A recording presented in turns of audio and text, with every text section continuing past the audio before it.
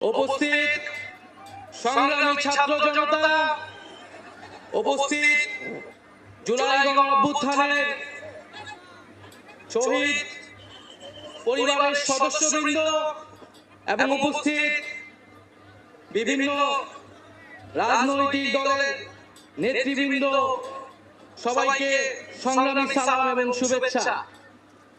আজকে ঐতিহাসিক মুহূর্তে আমরা অবস্থান করছি এখানে, এবং আজকের এই অবস্থান থেকে আমরা আমাদের যে নতুন রাজনৈতিক দল জাতীয় নাগরিক পার্টির ঘোষণা করেছি। প্রিয় বন্ধুগণ, আজকের এই মঞ্চে দাঁড়িয়ে আমরা কেবল সামনের কথা বলতে চাই। আমরা পিছনের ইতিহাস কে অতিক্রম করে একটি সামনের সম্ভাবনার